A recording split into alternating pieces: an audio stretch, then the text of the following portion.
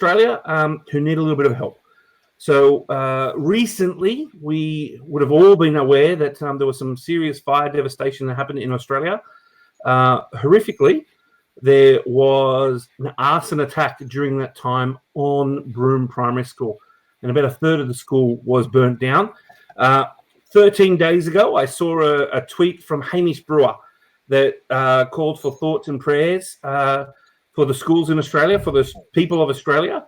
And in that time, I saw about 300-something comments on that Twitter post saying, "What can we do?" And I had this realization that I have been passively doing many things politically in the past. Like I recycle because I care about the environment. I have voted certain ways because politically and ethically I believe in things.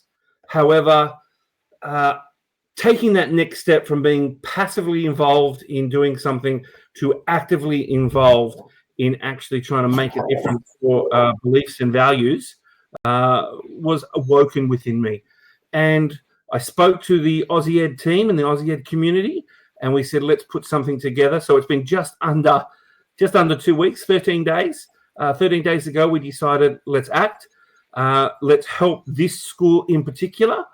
And to help us understand why we chose this school, Don Goebel and his amazing students from Lord High School over in the States have put together on their Global News Network initiative an explanation. And I think what these students are able to do is actually show exactly what this cause is about.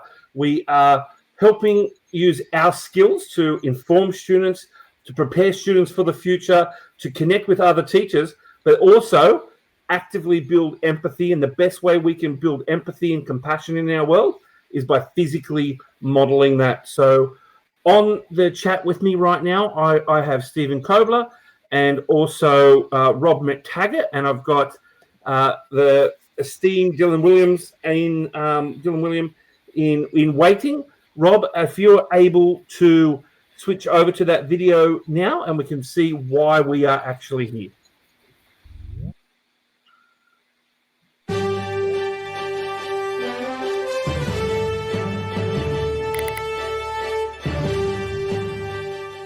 You're watching the Global Student News Network, broadcasting from Ladue High School in St. Louis, Missouri, in the United States.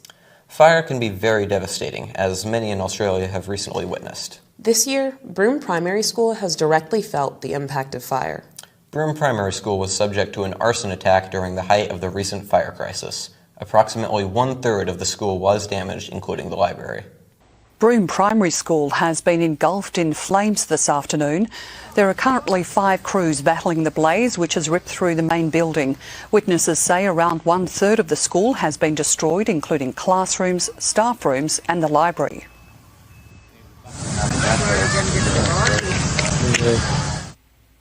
The school is 120 years old. The Twitter Professional Learning Network #AussieED team has decided to support Deadly Science, an Australian company whose aim is to provide science books and early reading material to remote schools in Australia.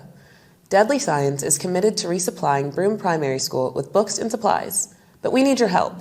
While Deadly Science has a working relationship with Broome Primary and is well positioned to provide support in a timely manner, your contribution of any amount will help them provide the level of support required after this tragedy.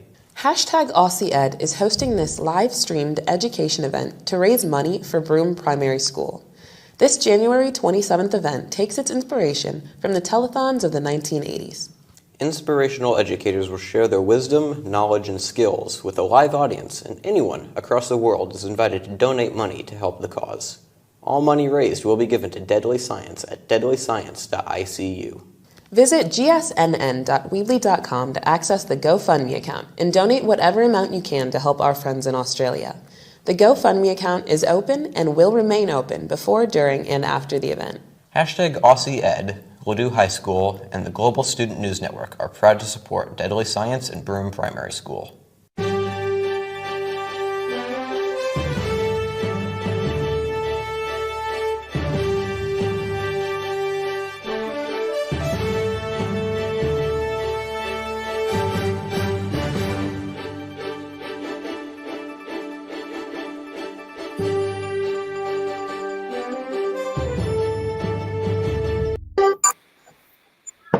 All right. As you can see, a great example of what this is all about. And they did mention there that any money that we raise today, and you'll be able to see on the Twitter stream that we are raising money on a GoFundMe page. So any money that we raise today on our GoFundMe will go directly to Deadly Science. And Deadly Science, as they said in the video, is very well positioned. So we have Corey Tutt, who runs Deadly Science and was recently named New South Wales Young Australian of the Year. To explain that, we have a little clip from him. Rob, are we able to just show Corey and introduce everybody to Corey and the work that he does? Hey everyone, my name's Corey Tutt. I am the Young Australian of the Year for New South Wales 2020 and the founder of Deadly Science. Deadly Science reaches over 100 communities around Australia and Aboriginal and Torres Strait Island communities, providing science and resources and things that are fun. So recently we teamed up with aussieED to raise funds and raise resources for schools affected by bushfires, and also Broome Public School, which was unfortunately a victim of arson attack. So yeah, get on, donate. Thank you.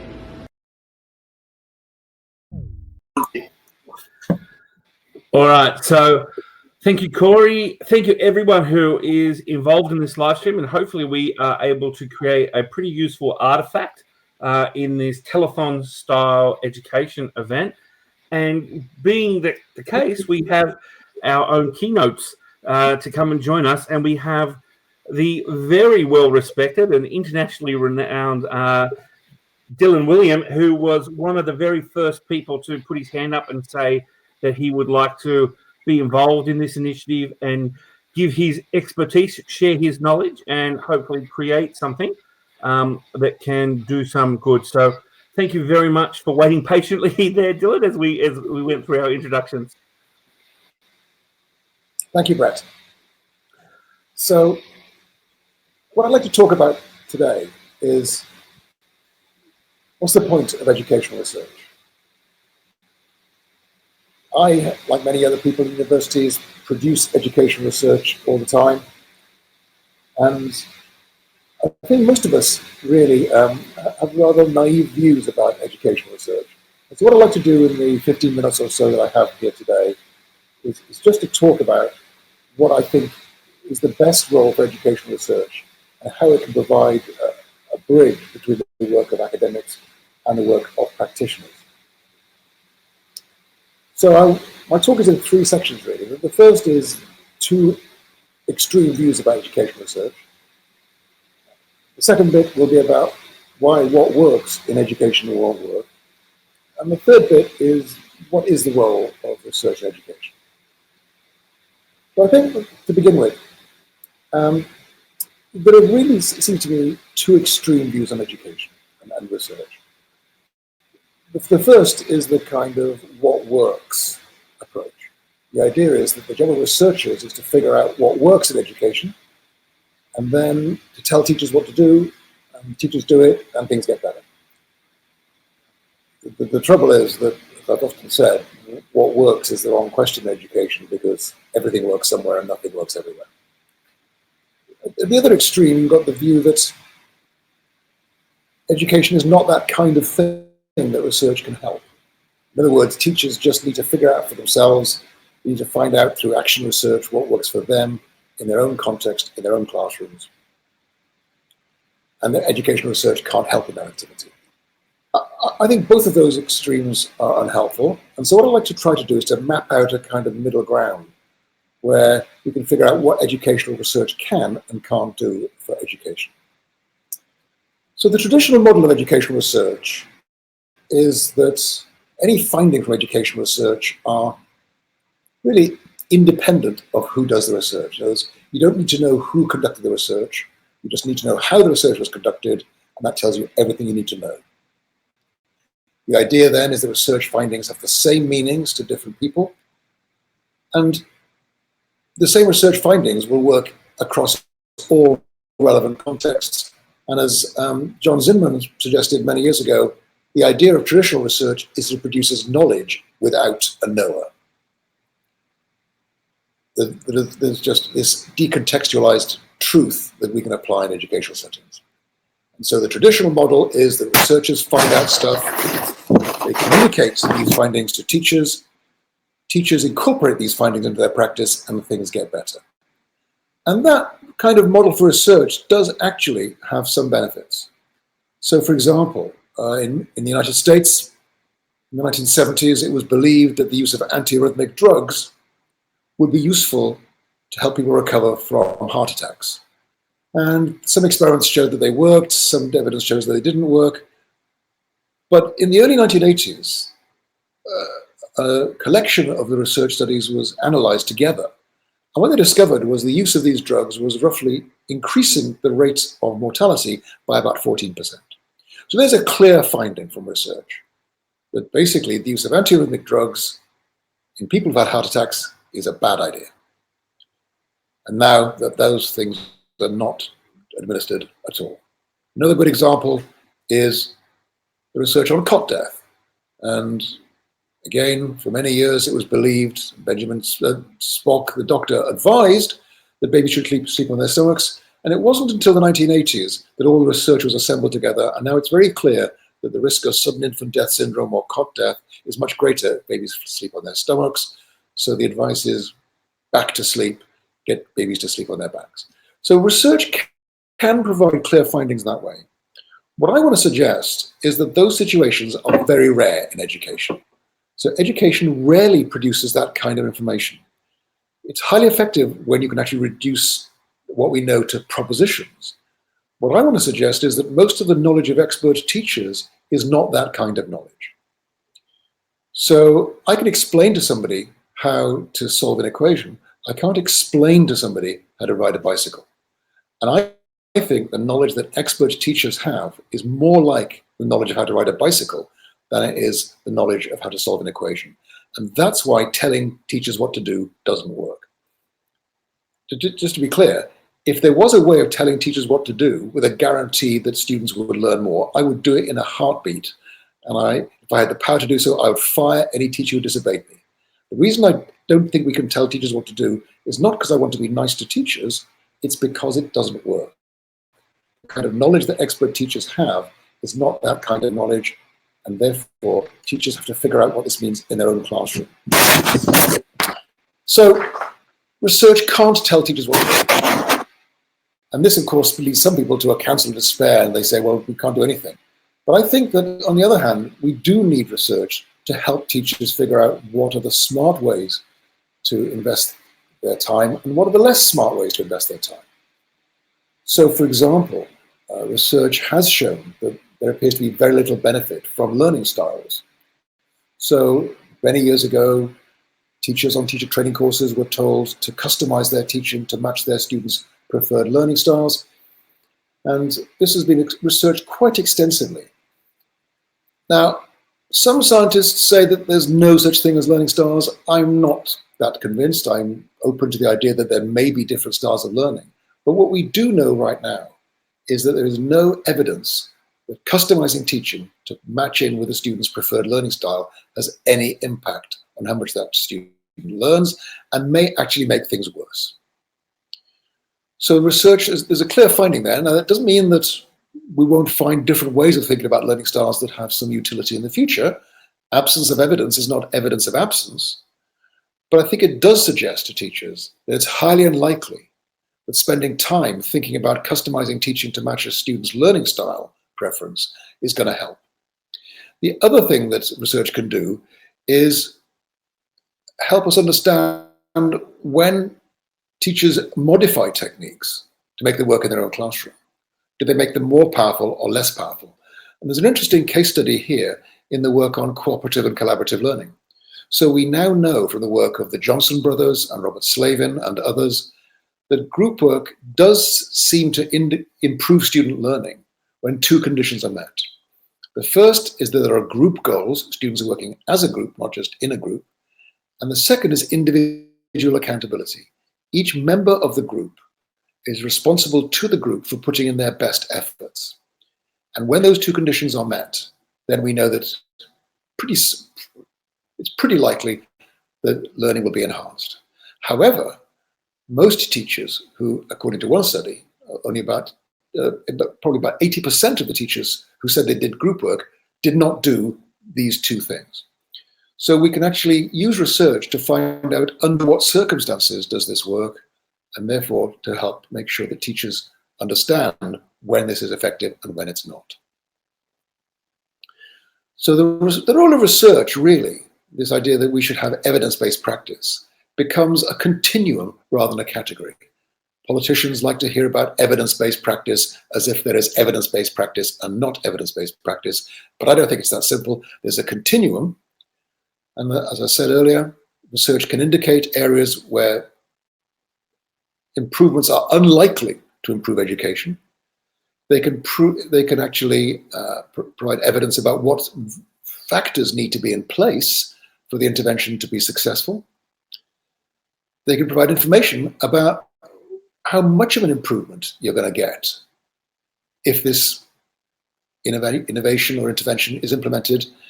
And it can also provide costs, so we can begin to make smarter decisions about what to investigate. And so it seems to me that the role of teachers, therefore, is to continue to work with the ideas that they come across in their reading, and to understand that research will never tell you what to do. The point is that classrooms are far too complex for research ever to say in education, this is always the right thing to do. What research can indicate is this is likely to be a profitable place to invest your efforts, and this is likely to be a less profitable place to invest your efforts. And so these things, I think, can be very powerful. The research on cost-benefit analyses tells us that class size reduction is very expensive and has small effects for older children. It has larger effects for younger children. But even there, you need to understand the circumstances.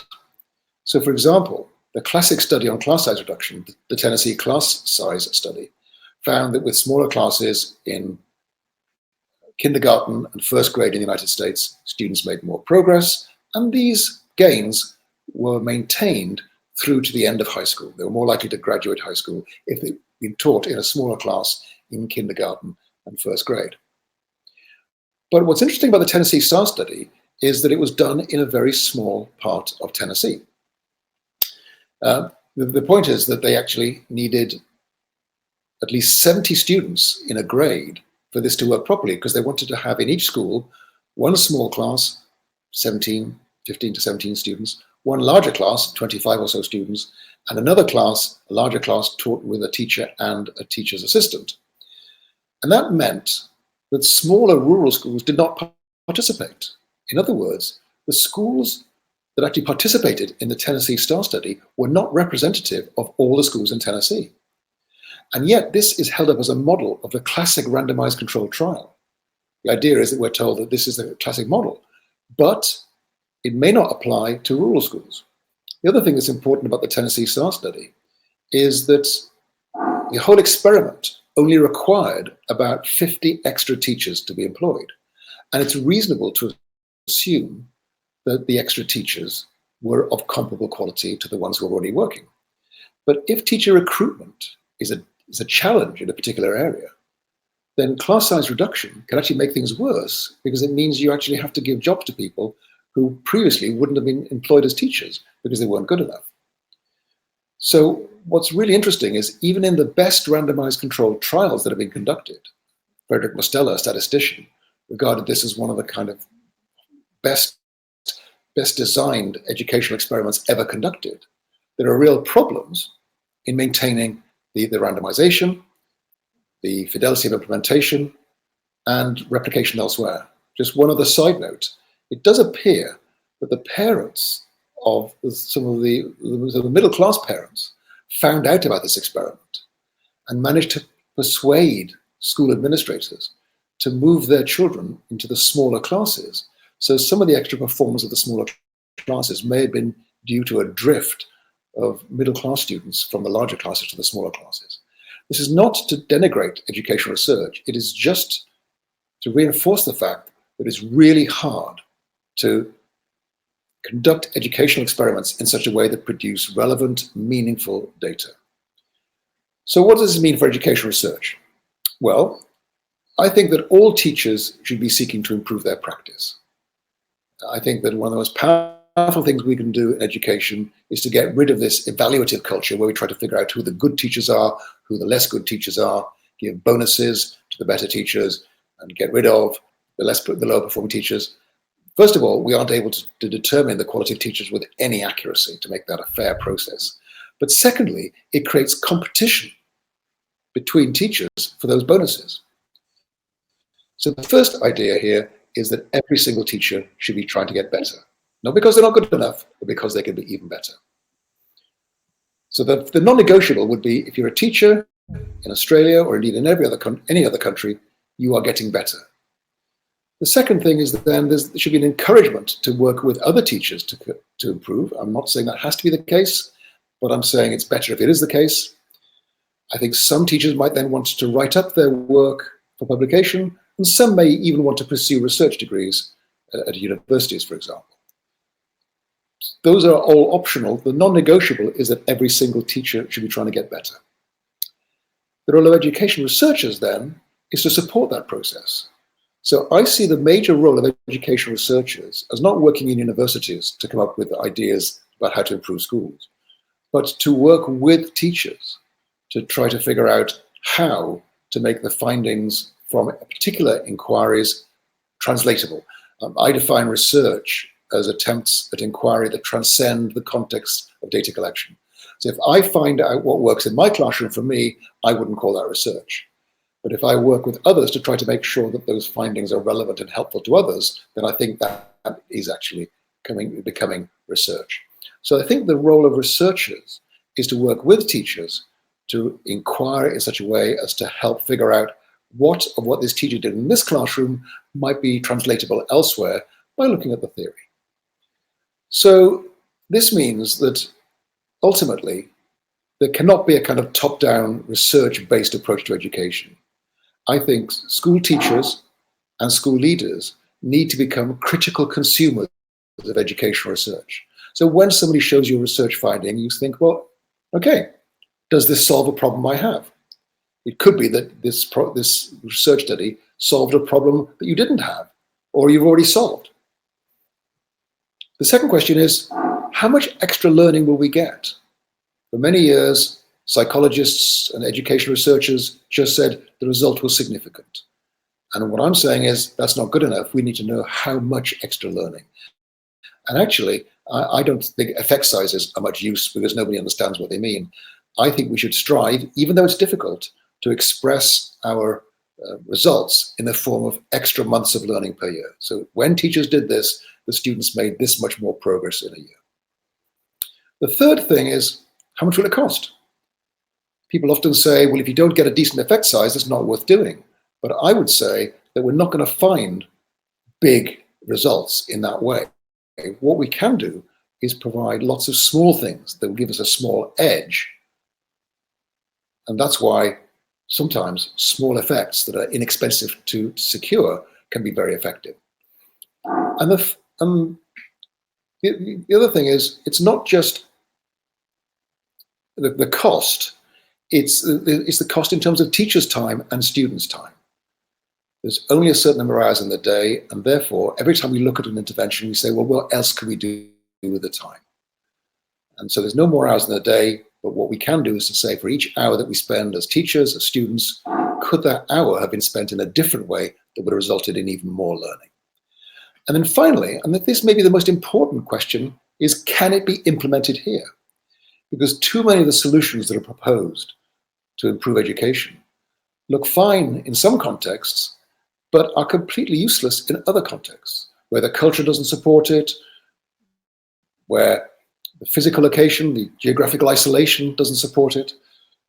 So I think that fourth question, can it be implemented here, is the really essential question for practically using the research wisely. So to summarize, does this solve the problem we have? How much extra learning will we get if we do it and it works? How much will it cost? And can it be implemented here? And I think if teachers and researchers work together on those kinds of questions, If teachers are critical consumers of educational research, if researchers accept that teachers need to produce knowledge for themselves, then I think we can have very productive partnerships between teachers and researchers. Brett, any interesting questions coming through? I think you just hit the nail on the head with that very, very last comment about having and establishing that connection between teachers and researchers themselves. Some of the questions that were popping up were exactly in our context here in Australia. How do we best facilitate and what are the really good ways of, in your experience, actually being able to transfer that knowledge from that academic sort of level research to the practitioners in the classroom? How do we funnel that information through and how do we do that successfully? Well, one example is the KMOFAP, the King's Medway Oxfordshire Formative Assessment Project, where we worked with a group of 24 teachers, maths and science teachers. And we introduced them to the ideas of formative assessment. And then we asked them, what does this mean for your practice?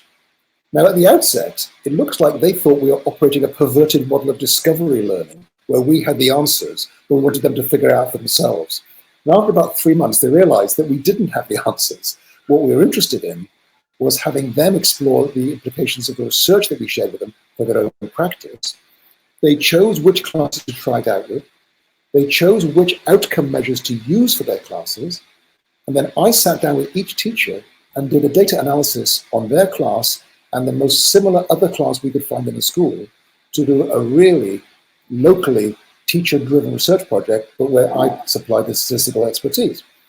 And it turns out that that paper that I wrote is one of the most cited papers in the journal it was published in. So I think that's a good model for how researchers and teachers can break new ground in terms of research methodology by actually accepting the reality of teachers' lives and working from there, rather than trying to come up with solutions in the ivory tower and imposing them on teachers. Now, look, I want to say thank you to you very much. And just hearing you talk about the importance that teachers have on making sure that their individual context is taught right and then meeting the needs of their students in the context in which they face them. I think that's a crucial piece of information. And I suddenly feel very pleased to be able to bring your knowledge to everybody, and at the same time frustrated that I've only given you such a small window, because I personally have about 5 questions I need to ask you now, and I'm looking at all the questions that are coming up, including about 3 different messages that I've received saying that people would like to show your video to their staff upon returning to school in a few days' time here in Australia. So, look, on behalf of aussieED, thank you very much.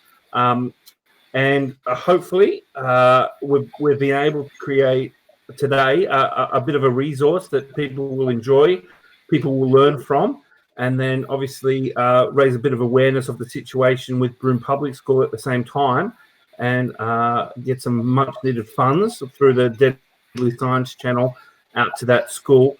I am pleased to let you know, Dylan, that people were donating during your talk, and we're already up to about $750 with being able to buy hopefully some reading material and some school supplies for the children at in Broome. So thank you very much, and I appreciate your support today. You're welcome. And we are going to be ruthless now and jump straight. Rob, I might get you to show us the video of Eddie Wu. Eddie Wu is also sharing something very quickly live from Canberra, where he is at the moment for some of the Australia Day celebrations.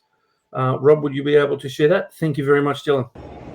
Hey guys, Eddie Wu here. I'm sorry I couldn't be there with you for the live stream. I'm saying hello to you from Canberra right now, where you can see behind me there's all these images on the wall in my hotel because we're celebrating the 60th anniversary of the Australian of the Year Awards. I just wanted to give an encouragement to every educator starting out for the year.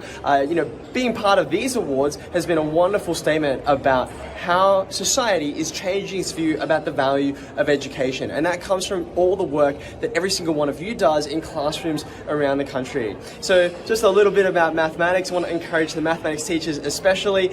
Many of you are going through some change in curriculum right now. Treat this as a wonderful opportunity to reflect on your own practices and think about how we can update this for the future. That's what I'm doing.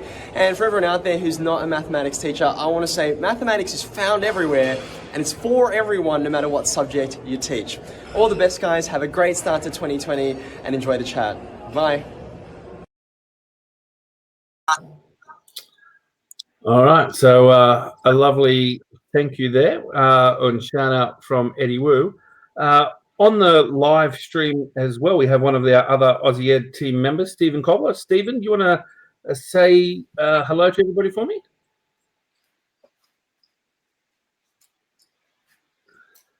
While Stephen turns on his video, he's been sitting here listening along.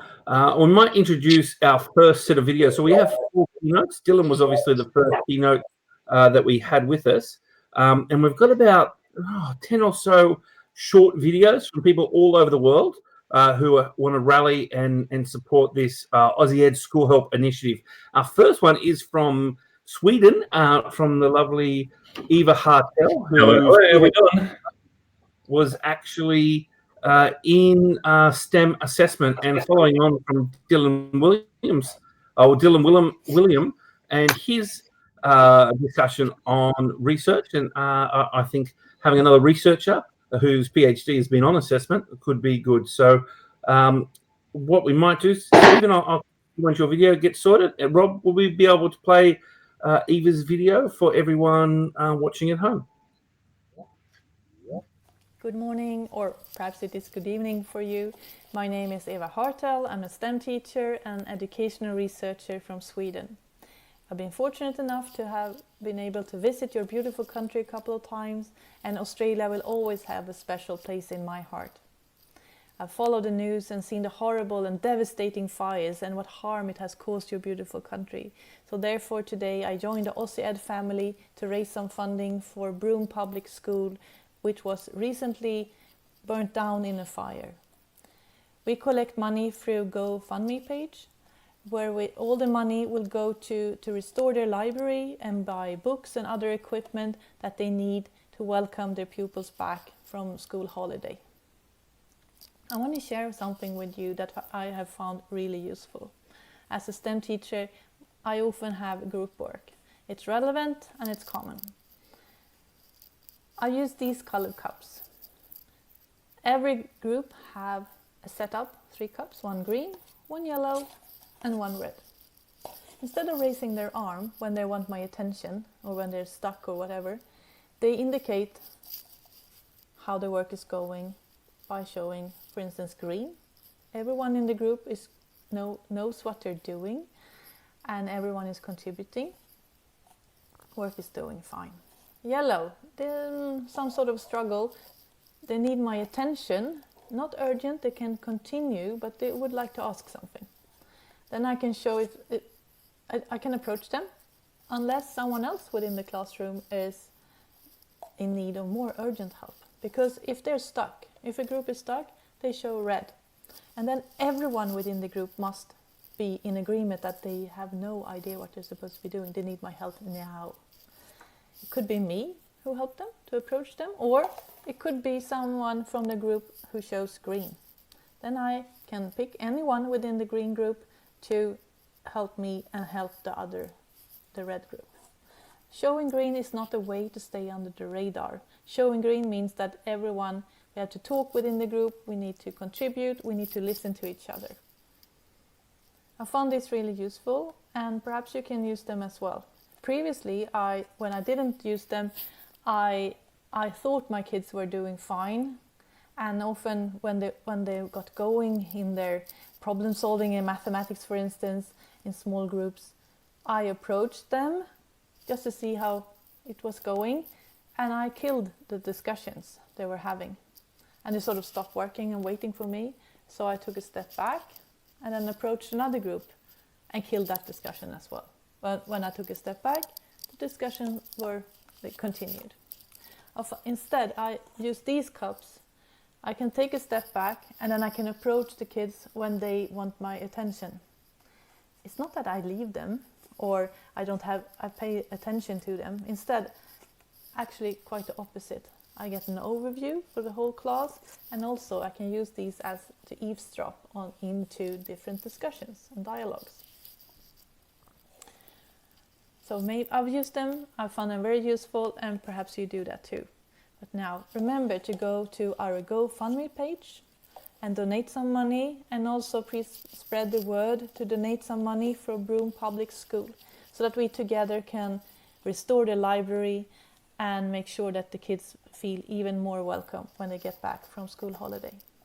So for now, take care and goodbye.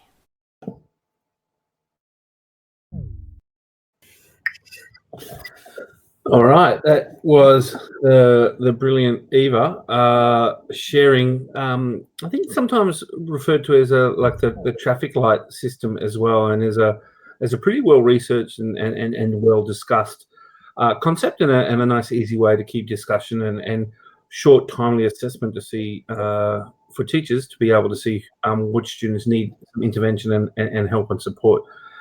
With us now is our second mini keynote, and a person who I am honoured to be able to call a dear friend, someone I met now, I'm going to say a few years ago, not too many years ago, but we were within microseconds great friends, and I think Tara, you used the term Insta friends before. Which is a great word to describe. So anyone who has met Tara, you do instantly fall in love with her passion, her enthusiasm, and just how real of a person she is, which, funnily enough, is the title of her book, Being Real. But you are definitely real and authentic in every sense of the word. And actually, I think almost within armshot, I have a copy of your book. I should show it to everybody. But Tara and I first came into connection with each other. We're talking about a comprehension. Well, I certainly use it as a comprehension strategy with my students. The book snap concept that you may have heard of. And I know her cannonballing sort of way of jumping in wholeheartedly into things and sharing that passion has been something that has really been the center of what she is about. So I'll hand over to you, Tara, and let you do your thing and introduce you to the aussieED family. Awesome. Well, I am grateful to be here. Thank you so much for having me, Brett. When you asked me to do this for those that have suffered such great loss in your country, I wanted to make a way in any way possible because you guys are so amazing. The aussieED community is someone that we respect and love here in the US. And so thank you so much for inviting me. I hope you guys that are watching will be sure and donate with the live link. We have a Donors Choose link, and all the funds are going to schools that have suffered loss from fires to get books and resources. So please do share your resources if you have it, and if not, then share your thoughts and whatever it is that you do that helps support other people in need. So I'm Tara Martin. I am from Lawrence, Kansas, so right in the middle of the US. And I have served as a classroom teacher, as an instructional coach, and as an administrator. And I am absolutely passionate about being real. Brett mentioned that earlier. And my first book was titled Be Real, Educate from the Heart. And it's all about being who you authentically are. So real is an acronym. So being relatable, exposing a little vulnerability, showing yourself approachable, and learning through life. And truly, being real is something we all possess. We don't need resources. We don't need a program to be real. Yet that is the thing that students remember years and years and years later, is those real connections that were made between the educator and the student in need. And so I'm super passionate about whatever it is that we're doing in the classroom, making sure it's not just, if it's something that we're using technology for, making sure it's not just another digital worksheet, but we're allowing the student to connect in a very real way, to bring all their life experiences, their passions, their strengths to the curriculum and make it applicable and relatable to their own lives, because that's when learning truly sticks. And I know we know that as educators, but I think sometimes we get so caught up in what we have to get accomplished throughout the year that we think that these real moments, this real building of relationships needs to kind of take the back burner, because we have all these things we need to get through to get these kids prepared to meet these high stakes standards. So I am very passionate about making sure that that stays very much in the classroom. And Brett had mentioned earlier about this idea of cannonball in. Well, in Be Real, I talk about it as a theory. It's really an idea, and it's based off of a true story of my dad, who raised me from the time I was 18 months old on. And it was when we went to the city pool, he really convinced me to get out of the shallow end. He taught me to swim in the shallow end, but I would always stay near the edge of the pool and just watch the jumpers. I wanted to be a jumper, but I was too scared to ever go up there. And I would just watch my dad run and jump, and we call cannonball. I don't know what you guys call it in Australia, but it's when you run and jump, you grab both knees and you make the biggest splash you can possibly make. That's what we call that in the USA. And so that is what I longed to do, but I was too scared. And one day my dad just came over and he's like, Tara, you know how to swim. Like, why are you so scared to get into the deep end? And I was like, I can't touch over there. And he's like, but you know how to swim. And swimming can happen over there. And I think as educators, I'll just draw this connection right away. A lot of times we hear about these great ideas, and you guys are going to hear from some fantastic educators throughout this live streaming. And you're like, oh, but I don't know about that. It might get too chaotic in my classroom. It might get too chaotic with my staff if I try this with a staff meeting. But guess what? You know how to teach and you know how to lead. So when we try new things, it could get messy, but the learning takes place sometimes there. We tweak and we change and we get better, and our splashes get bigger. And as we go down, we get better at swimming to the top and coming up. But the best part about this idea, this cannonball in theory, and I talk about it, I decided to make the theory into a picture book. So if you ever want to show this to your students, we have a picture book of it. And Janice Kohler did a fantastic job with the illustrations.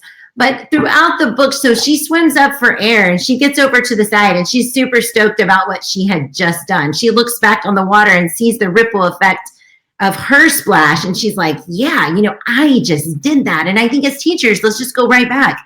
We look at this wonderful lesson, and to the outsider looking in, it could be a little bit wild. It might look a little bit chaotic. But the truth is, we are looking at it, we're like, wow, you should have seen the learning that was taking place inside of here. We did that. But the onlookers looking in, and I talk a little bit about them in the book, we call them the dabblers. And you can see they're just kind of sitting there and judging. They're not jumping. They're not wet. They look beautiful. And they're just judging everyone's splash. And I think sometimes we get caught up, if we are the innovator, we're the one trying something new, and people are looking in and they're like, no, that isn't going to work with these kids. Like, you can't try that with kids. You shouldn't try in this learning setting. But are they jumping? Are they wet? And I think that's one of the best lessons my dad taught me. And I talk about that in this little picture book too. He told me, Tara, you weren't born to sit on the sideline and watch the jumpers. You were born to jump. You were born to make a splash. And guess what? The dabblers are not even wet. So why are we concerned about their opinions of what's happening in our world. If we just take this right back to education, why are we concerned about those that are judging what's happening in our learning atmosphere? We know what's happening here. And it is great stuff, especially when we're trying new things and we're getting out of our comfort zone. We're modeling that for our learners. And, earlier we talked, I'm not going to go too far into Cannonball Inn, but it's a cute little story. It wraps back around and the little girl ends up showing other kids how to Cannonball Inn. After facing self-doubt, after facing the dabbler's criticism, she ends up getting her courage back thanks to her dad, and leads other kids at the city pool to go and Cannonball Inn themselves. And I think that's what we were born to do. We as educators are born to make a splash. And do we know the far-reaching effect of our ripple effect? No, we do not. We can never even measure that. But when we're giving these kids opportunities to learn in brand new ways, and we're playing to their strengths, their talents, their unique abilities, and we're allowing them to be real in the learning atmosphere, and we're teaching those high state standards, because those two go together. You build relationships, children learn. They want to learn from people they love. Rita Pearson said it best. Kids don't learn from people they don't like. And I think that's true. I think people don't learn from people they don't like. And so it's very important that we keep that piece very much in the learning setting, in our learning environment, whether it's the classroom or you're the leader of a staff or a district. That piece is very important.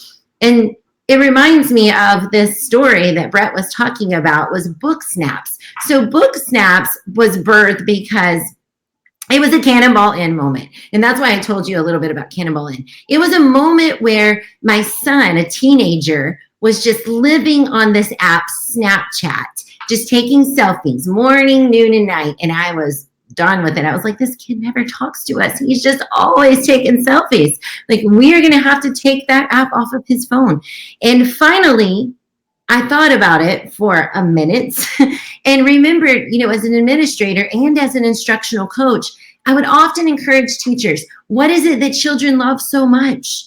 Whatever that new fad is that they're interested in, let's use it in the classroom. Let's use it in our lessons. Let's bring it into the learning atmosphere, because maybe they would be more interested in learning the content. It could work hand in hand, and it did with Book Snaps. So what I thought about is I was highlighting and annotating on the side of my book as I was reading Teach Like a Pirate by Dave Burgess. And I thought, oh my goodness, I could use this app to take a picture of the text and use the text feature of the app to annotate, and use Bitmojis and emojis to recreate the visualization that's happening in my mind. And I know you're thinking, like, why would you do that? Well, that's a student's language. They love it. And so why don't we use what they love and bring it into the classroom for learning? I'm having them annotate already. I'm having them tell me what they're thinking. Why don't I have them recreate it digitally with this digital visual representation? Well, we started to learn that you didn't really need Snapchat to do that. You could use Google Slides, you could use Seesaw, you could use all sorts of apps to recreate this digital visual representation with the language of emojis, Bitmojis, images that students love. And what we found, and it was absolutely incredible, that children months later, even a couple of months later, you could ask them about the book. And if they made a book snap at the beginning, the middle, and the end of that book, invariably, they would tell you what happened around the book snap. So you wonder, well, actually what happened is I had sent that very first book snap out to my newfound Twitter. And I, at that point, 3 years ago, 2016 is when this was birthed, this strategy. I had no idea what I was doing. I just gave it a hashtag book snaps and put it out there, tagged the author, Dave Burgess. Well, it turns out he loved it. He's like, what is this? And I was so nervous that I might be breaking copyright or doing something illegal, which, by the way, you're not. You just cannot book snap a third of the book. So don't do that. Then you'll be breaking all kinds of copyright. But to do a beginning, middle, end, or do little sections, you're totally fine. But he had asked me, what is this? And so I started explaining it to him. And he's like, this is a brilliant idea. Will you guest blog on my blog? And when he did that, people like Brett got to see book snaps for the first time, because I didn't have any followers on Twitter except George Kuros, who got me on Twitter, and I didn't really follow anyone either. So then Dave started amplifying this idea out to the whole world because he has this massive following, and people and teachers all around the world started to figure out, wow, this digital visual representation of learning can work for science, it can work for writing, it can work for social studies, it can work for anything. Anytime I want to peek into the minds of my students all at the same time, I can have them create this digital visual representation and share it in Google Slides, in Google Classroom, in Padlet, in Classroom Twitter, whatever it is that you use to share a digital image. And I can take a real quick peek at what's happening in my classroom immediately. Comprehension check. Immediately, we started using them as exit snaps recently.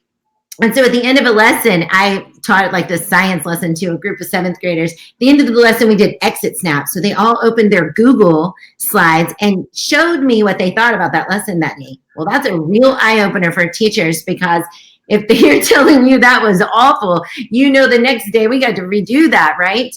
And so it's just a way to engage students and allow us to see what's happening in their mind, but allow them to have that ownership of creating it and bringing their real experiences, their real unique individualities to the content that you're learning. Because there's no real one way to get the right answer on a book snap or any kind of snap of their thinking. It's a way that we are allowing them to voice what they're thinking and to share what's happening inside their mind.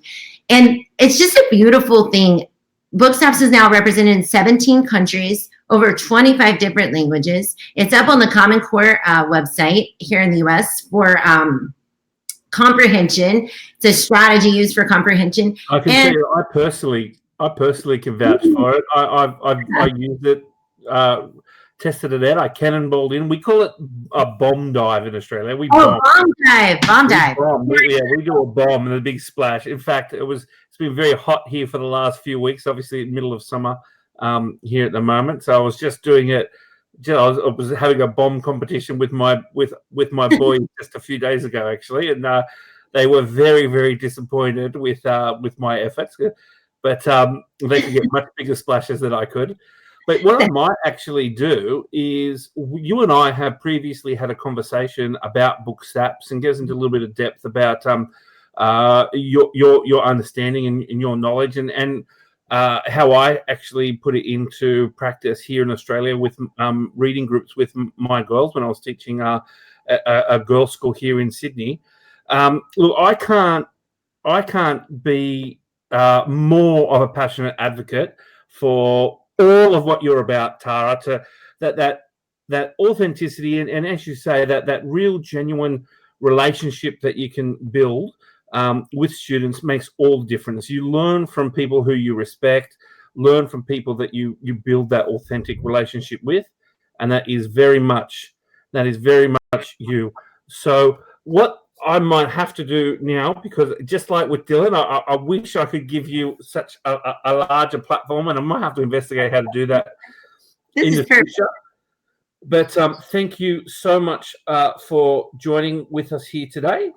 Yeah, thank you so much for having me. And I hope if you guys try it, follow me on Twitter at TaraMartinEDU. And if you have any questions, I'm just a DM away, and I have a website, TaraMMartin.com. So thank you. I hope you guys will donate to this fantastic cause. And thank you so much for having me, Brad. I really appreciate it.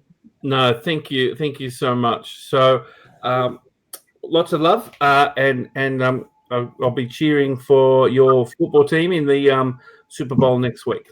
Go Chiefs. Go Chiefs. Bye, y'all. Thank you, Tara. What we might do, I can see John is ready to get going there. We were going to share a video in between about machine learning from Jackie Child. Might just hold up on that just for the moment. My apologies, Jackie. And we might get going with John and sync you in now. But our GoFundMe page is gofundme.com/f/aussieED. And if you like to go along to that, so gofundme.com/f aussieED, and we're up to around about $900 at the moment, which our goal was to get about $2,000 raised. So we're almost at halfway of our goal, which is pretty good as we approach around about the halfway mark of our live stream. What I'd love to be able to do is to introduce now someone who has been, I suppose, the champion of flipped learning. So, John, would you like to introduce yourself to our audience here today and share with us in the next 15 minutes your insight in how we can maintain the passion in education? It's great to be with you guys, and I can't emphasize enough. If you can, please give to the GoFundMe page. Obviously, the things that are happening in Australia with the fires have been devastating, and Broome School needs your support. So I really encourage you to do that. Yeah, I want to share with you kind of a story about my journey. Let me get this. I've got images and stuff. Let me get this all shared out real fast. And you should be able to see cool stuff. Give me 30 seconds. Hopefully everyone is seeing my picture. Actually, hold on. There we go. All right. All right, maybe not. I think it just cut out on me. Oh, that's exciting. No, I have PowerPoint up and PowerPoint just crashed on me. How exciting is that? Well, suffice it to say, let me, are you still seeing the screen share? Hold on. We can see you and Eddie Wu in the background. Yeah, Eddie Wu, yeah, because I had the live stream on the other thing. Let me try one more time. It just restarted. All right, hold on. That was weird that it just froze on me. Well, we do love Eddie Wu in Australia, though, so it's okay. Eddie's a good guy. He is truly a champion, a genuine, you know what? A genuine champion, such a humble man. And I think you've got your right thing up now. I can see the big aussieED help slide. So, hold on. Well, maybe.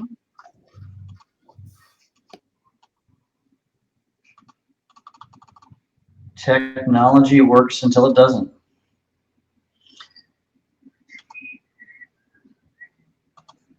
All right, well, I'm going to stop sharing and I'll just talk. Let me drag this over here since it's totally frozen. Well, I'm John, and I'm a teacher. And what I really wanted us to have an opportunity to dialogue with is why did you get into teaching? So the question I'd like you to think about as we discuss is why? Why did you get into teaching? And what I was about to show you was some images of me and how I got into teaching. I'll just tell you the story. I started teaching in 1986. Now that dates me. I'm an old man now. I started teaching at an inner city school in Denver, Colorado, and I learned how to teach there. I had some amazing students who really taught me how to teach in many ways, because you got thrown into kind of the difficult public school. I'm not sure what the equivalent would be in Australia, and I really learned how to teach. And then my career progressed. I taught 24 years, and I had pictures of me in my 24 years as a young man. And as you can see now, I've got lots of white hair. And back in those days, I actually had black hair. And my life was spent around about my students. And I always ask this question, even before flipped learning became a thing. I asked this question, what do my students really need from me today? What's the best use of the time I can have with my students? And I really felt like I always asked that question. What is it they actually need from me? And my career progressed, and then something crazy happened. Some of you know some of this story. Is it in 2006 and 2007 school year? Of course, here in the U.S., we split the years from fall to summer, which of course you do too, but it's opposite. And that's when Aaron Sams and I had this crazy idea to start experimenting with the idea of using video in our classroom, and the idea eventually became almost flipped learning. And my guess is many of you have some sense of what that means. And all throughout that, I was really trying to focus on my students and what is it that my students needed And really, that's how Flipped came about. We had students who were missing class. We were students who weren't learning very well. And we said, what can we do to help our students? And that was really the focus. And that's how Flipped Learning, from our perspective, was born. As a note, we didn't necessarily invent Flipped Learning. We were the ones who helped bring it to the world in many ways. But so my life took a very interesting twist when Aaron and I wrote our first book. It got pretty popular, and it changed my life. But let me, and I'm going to say this. I'm not saying this to say that John's anything special, because frankly, I'm not. I'm just a teacher like you. And my life took this twist, and I had this crazy chance to visit the world. I've been to Australia. I've been there many, I don't know, 5 or 6 times in the last 6 or 7 years. I've been to India and Dubai, and I've been to Argentina and London, and I've lived a life in China, and I mean, almost everywhere in the world. I could tell you stories of the places I've seen. And many people, they educators hear that and they think, oh, that'd be great, that'd be awesome. And it was, and it is. But something kept nagging me. And some of you in Australia, maybe some of you who are actually listening right now, some of this is your fault. Can I continue the story with where I'm at now? Is that I'd go to our Reach Every Student conference in Australia. I'd go to conferences here in the States, and people would ask me, John, would you ever go back to the classroom? Because I left the classroom to be the global traveler, flipped learning evangelist guy, or whatever I was, right? And I always said, yes, I would, because I miss the kids. I even had an instance where I was working with a company. A company had hired me to do some work for a school, and a U.S. company that you would all recognize the name if I said it, but I won't. And they were all sitting around at dinner one night, and they were having this conversation. And somebody asked the question, would you ever go back to the classroom? And to my horror, you know what they said? Are you kidding? I couldn't deal with those kids. They were talking about their expense accounts and the money they were making, and I just about wanted to throw up. So long story short, about a year ago, in fact, it was a year ago, it was at the FETC conference, which I believe is happening right now in Florida here in the States. And I was out with some of the faculty from the Flipped Learning Global Initiative, which is the organization that I work for. And these teachers are sharing about what's going on in their classrooms. And frankly, I was almost moved to tears because I realized that I missed it. I'd missed working day to day, day in and day out with students. You see, I was at a point where it's like, yeah, it's great to travel and to see the kinds of things that I saw, the amazing things I've seen in Australia and everywhere else. But I needed to reconnect with my why. And so the comment or the topic of our discussion here today is why. Why did you get into teaching? And as I look back on that why, I came to a strong realization. So about a year ago, in fact, it was a year ago this week, my wife and I boarded a plane. We lived in Chicago, and we flew to Arizona. I don't know if you know U.S. geography, but Chicago in the winter is cold, like really, really cold. And Arizona is not. So we took 2 weeks to kind of refigure out who we were and what we were about. And as I'm hiking the hills around our condominium, I was asking what is it that I need to be about? And honestly, one theme came out. John, you need to be reaching every student. And not just reach every student in a broad, sweeping way, but reach every student individually, one student at a time. And so we began a quest to start looking for a place where I could go back and teach. And so there's a lot of story to go here, but actually, I guess I'll briefly share the story. You know, I had this privilege of visiting lots of schools. I was just in Australia in October. I had a chance to visit a couple of schools. What amazing places. Steve Griffith School and Steve Cracknell School. We were in Brisbane. It was amazing. And I've seen so many of the schools there all over Australia and all over the world. And I began to think, if I was to pick a school that I could work at, that I visited, which school would I pick? And honestly, the first school that came to my mind was the school that I reached out to, and lo and behold, I'm teaching again. So like you, I worked on just a half an hour ago. I'm working on a test for my students. Actually, I'm gamifying the classroom because it's boss battle. We call it boss battle. It's not a test.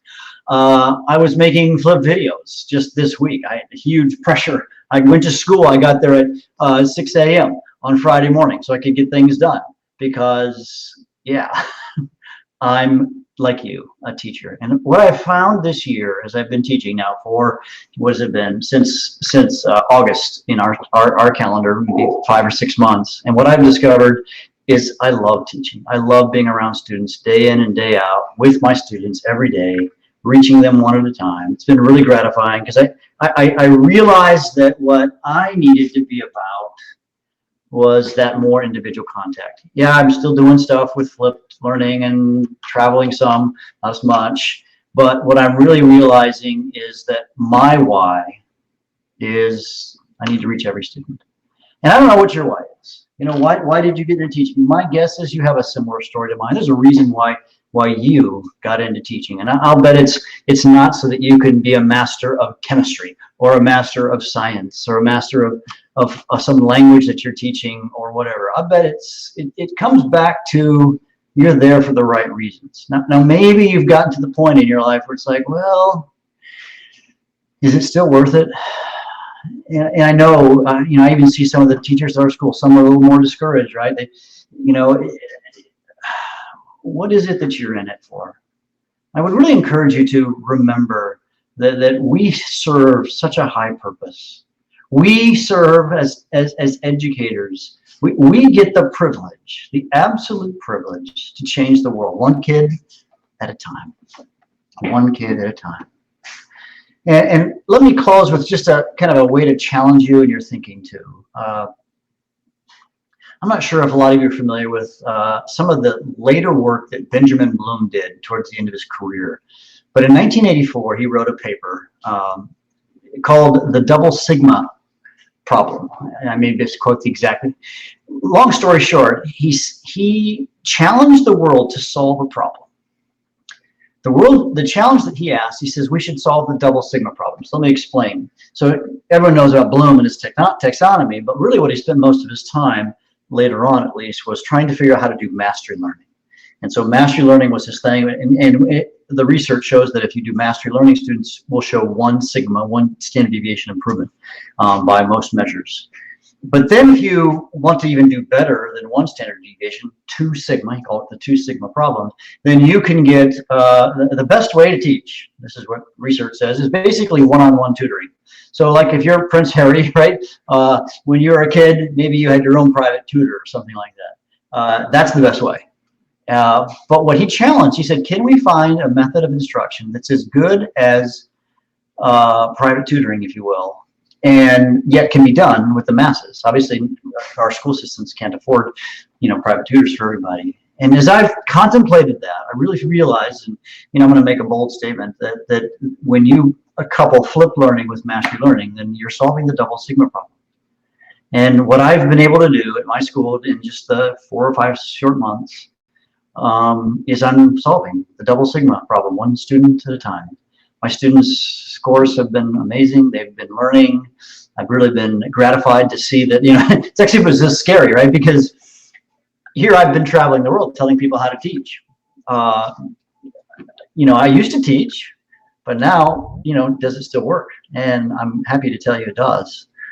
And so I would encourage you to solve that double sigma problem in your class, in your context, with your students, because I know you can.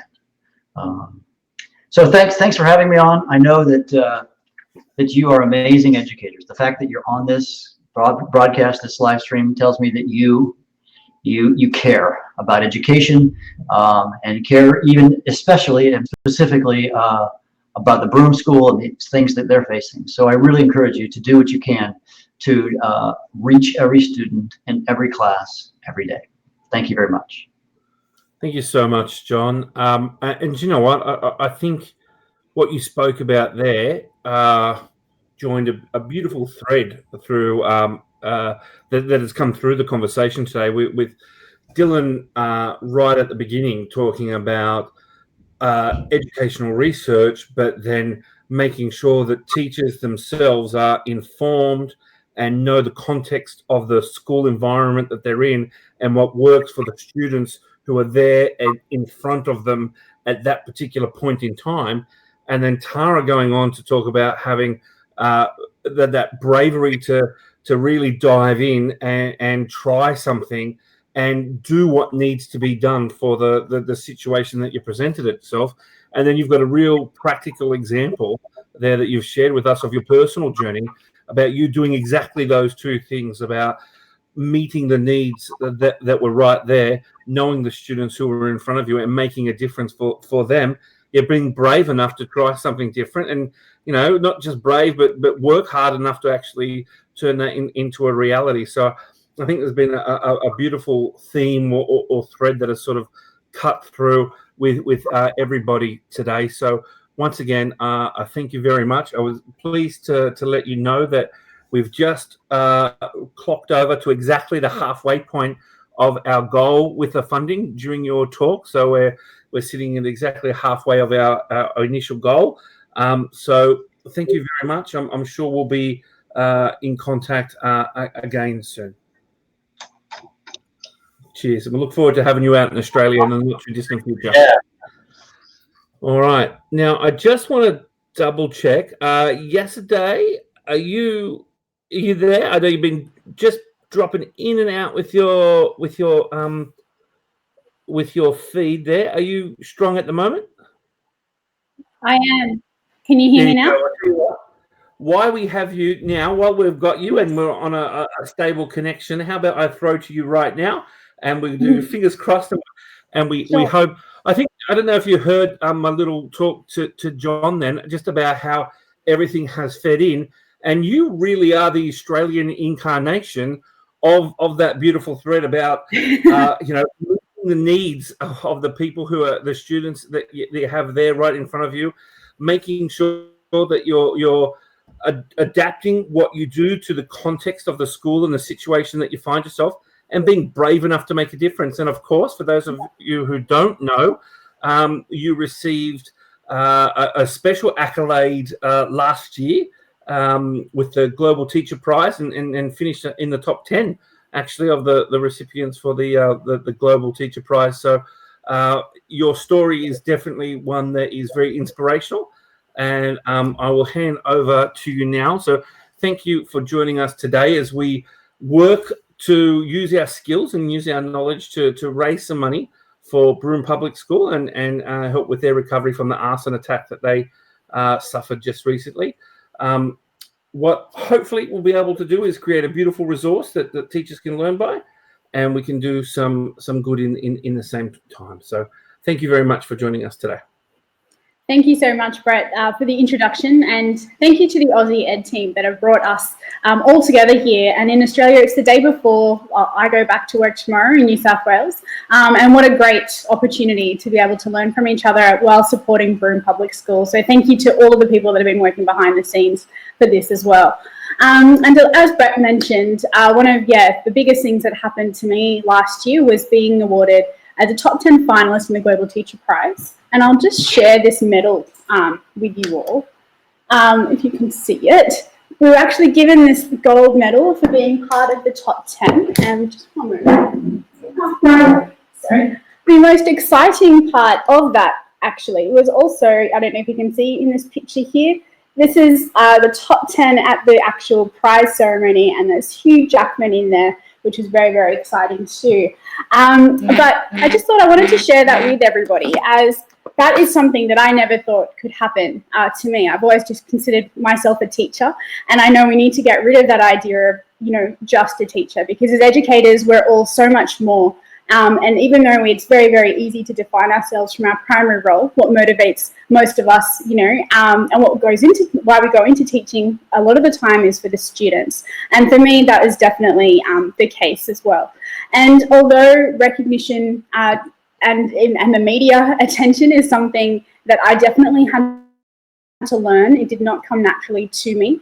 What I've learned through this process, and also I was fortunate to be one of the Commonwealth Bank Schools Plus Teaching Fellows in 2018, is I wouldn't have gotten to either of these things that have absolutely not changed just my life professionally and personally, but also given opportunities to advocate for education more broadly within my own school community, the system that I work for, and internationally as well, is that we as teachers need to stop and recognise our strengths and really look at how it is that we can recognise the strengths of others as well and put them forward for recognition that can actually help them take their work and what they stand for to have more of an impact globally as well. So when I stopped to think about, actually even applying for these, in all honesty, I wouldn't have done it if someone hadn't nominated me.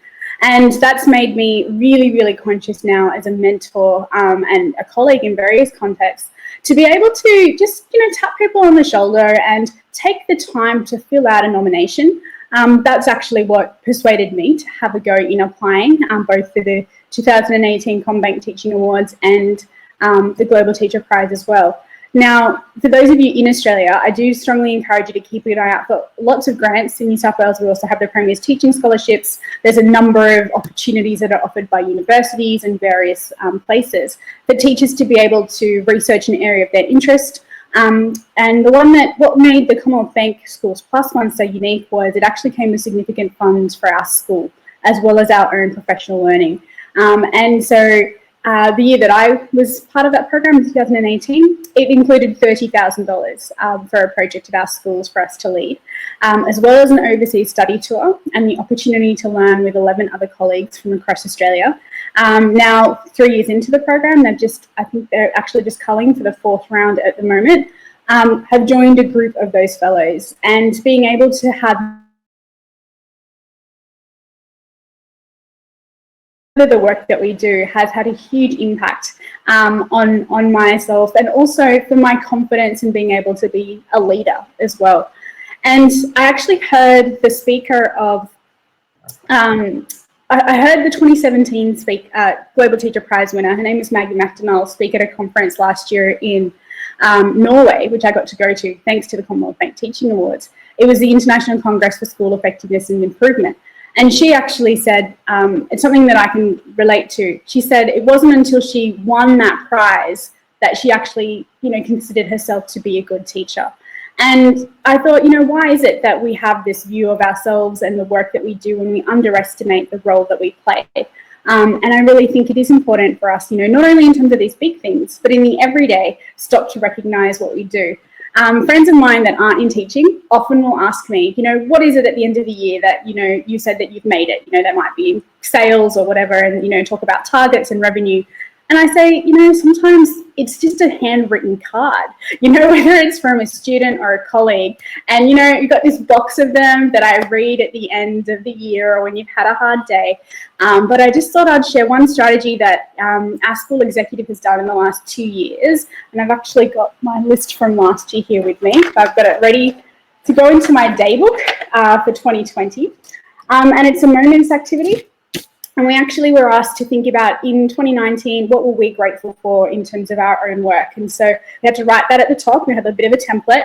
And I wrote, in 2019, I'm grateful for working with a dynamic team and teams that make work a joy and fulfilling in working together for our students.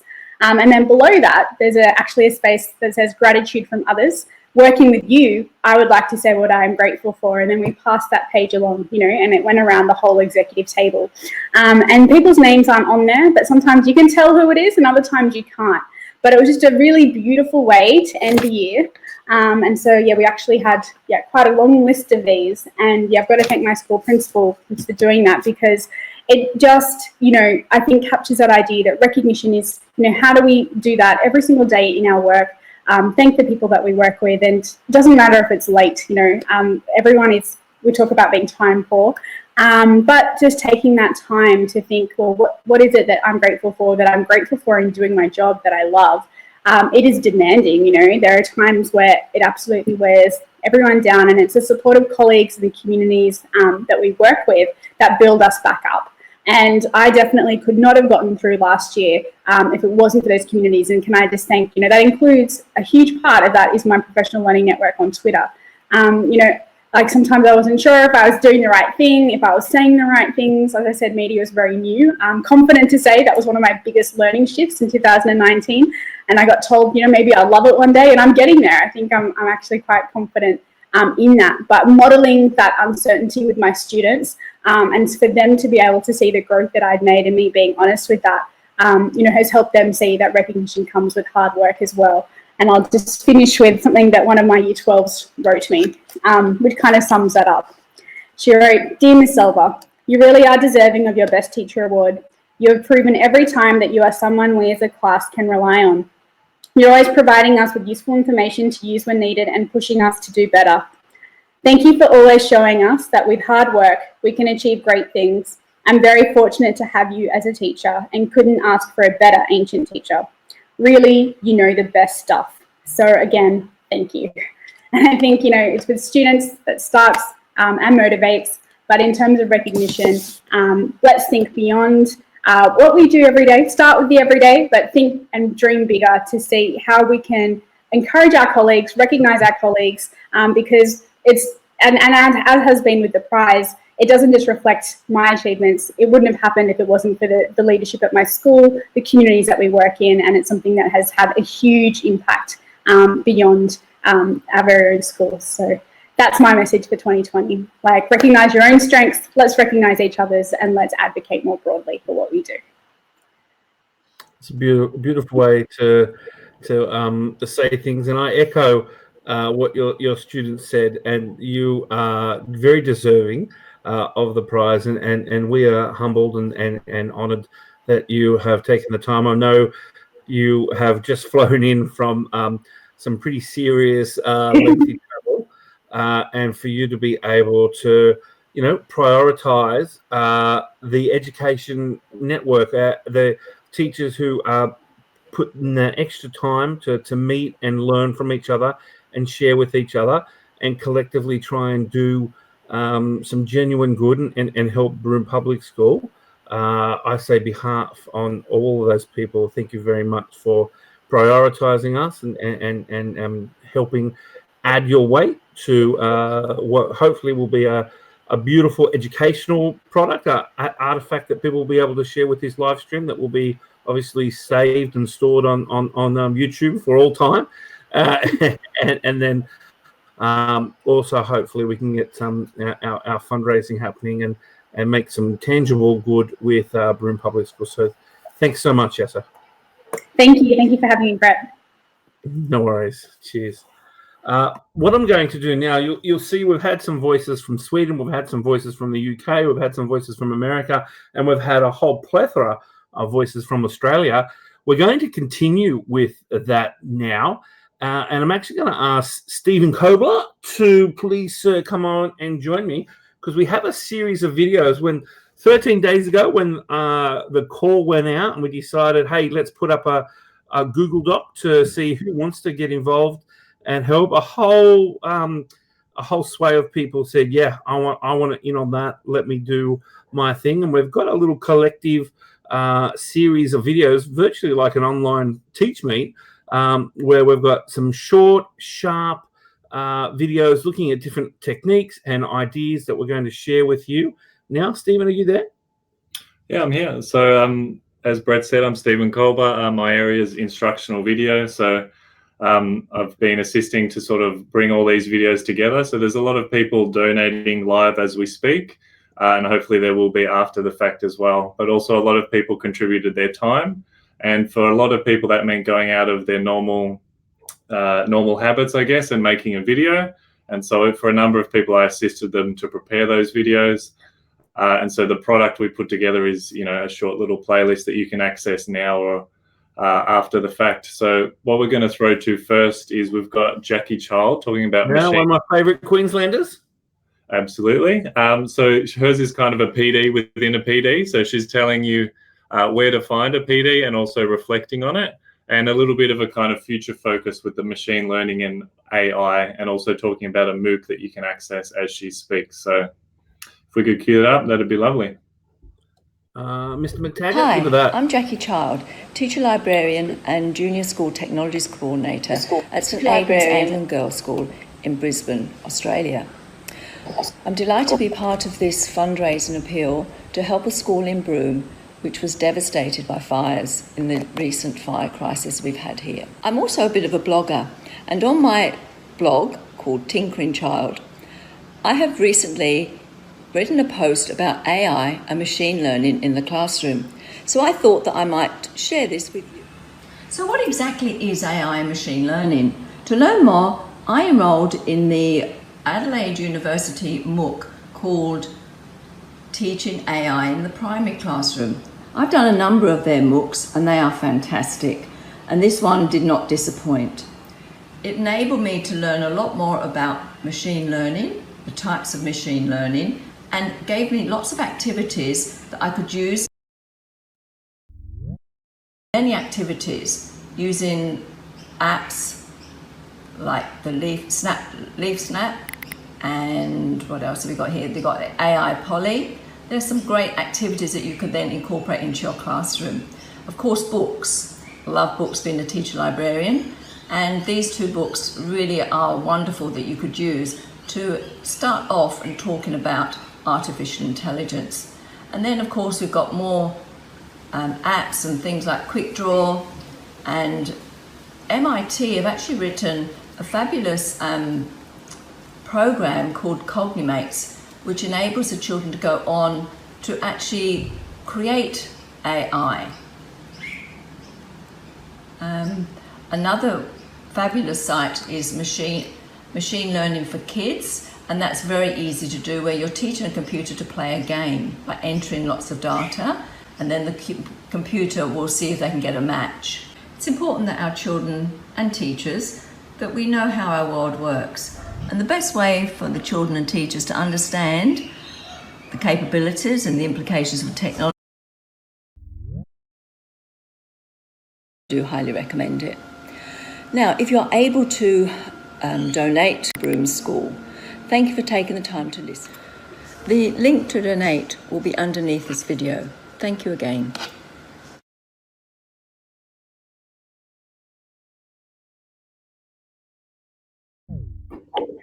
All right. There you go. I think we had a few hiccups during that that stream there, so apologies. What we will definitely do, though, is Stephen has curated a playlist on YouTube with all of the videos that have been today, including some others. Quick shout outs from Melinda Haskett, etc. And all of the videos that are in this live stream, you'll actually be able to watch in their small snippets as well during the stream. Is that correct, Steve? Yeah, spot on. Yeah, so they'll all be there as well as this whole live stream after the fact. And then if we've got some time, we'll edit the live stream to take out some of the key chunks as well, just to make everything convenient and available in one place. The hopes is that, you know, people can access this at their leisure. Obviously, for us Australians, the day before going back to school is not always the best time to do PD, but absolutely, as we all know, we love to continue learning, and that's part of being a teacher, I think. Yeah, very, very true, very true. And with that, having that creation of this learning artifact, I know our good friend and aussieED teammate Melinda Haskett would love for me to be able to mention that for any teacher who is collecting their or looking to collect their whole sort of services with their highly accomplished teacher registration, you definitely can use artifacts like Twitter chats and in particular this live stream as evidence of your learning and participation and engagement with the education principles at a higher level. So what I'm going to do now, we're going to rocket back over to the other side of the world with a very practical video, this time from Mr. Hooker, Kyle Hooker from over in Texas, and he's going to show us how to use, for our Mac users, how to use Keynote to make an engaging sort of game show style tool for the classroom. So, Rob, could we have Mr. Hooker's video, please?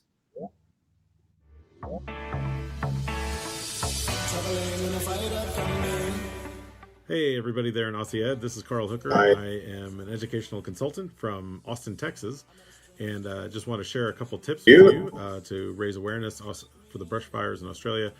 I've been lucky enough to have gone to Australia a couple times myself, and it just hurts my heart to see the things that are happening down there. So I'm hoping this tutorial will add to the many other tutorials that are on this amazing list already, and that you will take the time to donate to the cause.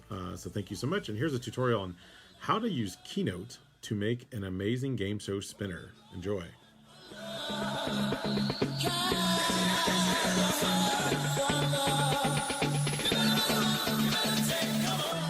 Hi there, in this tutorial I'm going to show you how to use Keynote to kind of do a replica of the wheel of impressions that Jimmy Fallon does on his show, like you see here with the impression generator.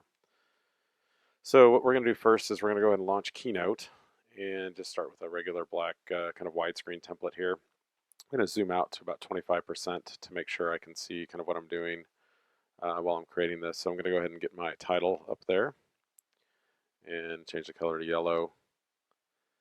And now I'm going to want to go ahead and add a little bit of clip art. So in this case I'm just adding some shapes, kind of a border, kind of mimicking the border around the actual generator itself. It is an advanced gradient fill, so I'm kind of putting a little bit of shading on there, doing a little white on the center and then a little gray on the edges to kind of give it that kind of chromy looking feel. And what I'm going to do is just copy and paste that exact kind of shaded rectangle there into multiple spots on my slide. Go ahead and put a top, a bottom, a border. Then I'm going to zoom in a little bit here and show you that I also am going to have kind of a blue version of the exact same thing behind the game show generator logo. Then use a black box to, of course, black out kind of what you see there with the blue line. Bring that to the front. And now we have our little opening template. I'm going to go ahead and create my two topics because we're going to have two topics that are spinning at the same time. So in this case, I'm just putting topic 1 and topic 2. Of course, they could be anything or any category you want. And I'm going to go ahead and add a bottom border to this to kind of frame it a little bit. And now here's where the magic happens. So I'm going to create a little window to which the words will be flying kind of behind the scenes. So I'm going to first create a rather large rectangle that will actually fill up the one half of the screen there, most of the half of the screen. And then I'm going to create another rectangle, and this is going to be my window. So I'm going to make it a different color so you can see it. And then selecting both items, I click on the Arrange button in Keynote and then hit the Subtract tool. And you'll see that it now subtracted that rectangle. So now there's just a clear window for it to view through. I'm going to copy and paste those two items and color them both black to match the background, and then move them to the back. And now I've created my kind of two magical view windows, if you will. And now that I have my view windows, I'm going to go ahead and create my word lists. These will be the lists that fly up and down through the kind of window. So I'm going to zoom out a little bit so I can see. You can make these lists as long as you want. There's probably a limit at some point. You don't want to have hundreds of these. But once you create your word list, you can kind of put your items in there. Make sure they're fairly evenly spaced so you don't see one item to the other in the little viewing window, which of course you could always resize later. And then I always leave a little bit of space at the top and at the bottom of these lists so that the bit of a gray edge to it. This will kind of give it kind of a little bit more of a game showy feel, similar to Jimmy's on his show. So now I'm going to go ahead and group all those together, copy, paste them over, and move them to back. And my final step before I'm finished is to make sure that I can animate both of these as well so that they fly kind of up and down at the same time. So for that, I'm just going to zoom out fully to 25% and then kind of select the one list on the left, make sure it has the animate action move, that it's going from top to bottom. Select the word list on the right, do the same thing, only it's going to go from bottom to top. Make sure those happen at the same time. And then for a little bonus, I have a little sound effect here that I'll add that I'm going to have actually play just a couple of seconds before the other animations begin. And we'll give this a test run and see how it works. Okay, that was way too fast, so I'm going to actually slow down my moves a little bit here. I'm going to actually make them about 3 seconds per and see if that looks a little bit better. All right, now let's see how that works. Sound effect. Nice. Perfect. So that is how you make a game show generator using Keynote. Well, I hope you enjoyed that video. And if you could, please take a moment to check out the GoFundMe page that has been set up and specifically for school, the Brome Primary School there in Australia that has been affected by these fires that have been happening throughout the country in Australia. I know you've seen it out there. And a little bit of money here would help go a long way to help the school with books and supplies that they have now lost due to these fires. So thank you so much for taking the time to watch this video and also for taking the time to donate.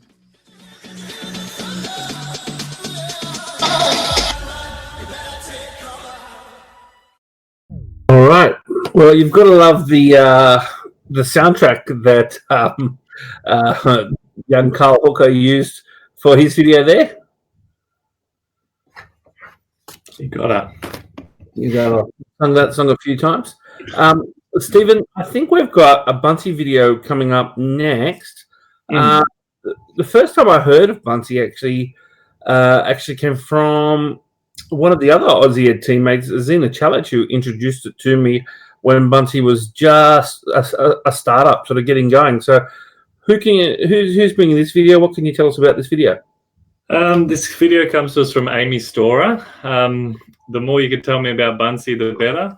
It looked very impressive to me. So I'll be rewatching this tutorial with you along as we watch, because it's something I haven't explored before, but something I'd really be interested to check out. I will say the ethical aspect of Bunty and the way they formed and the way they operate and the money in which they use and how it's all rechanneled, given the context of what we're doing here today, there are certainly a lot of parallels. So Bunty are a very ethical organization operating within the educational settings. Fantastic. All right, Mr. McTaggart, cue us up.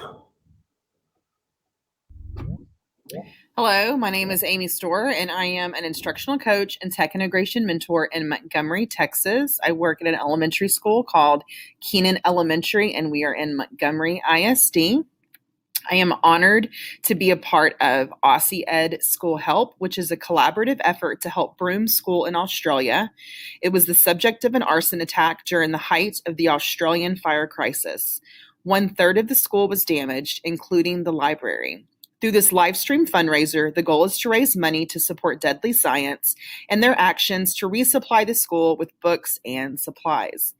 Educators from all over will be sharing their favorite tips, tricks, ideas, resources, and more, and I have chosen to share one of my favorite creation tools, Bunty.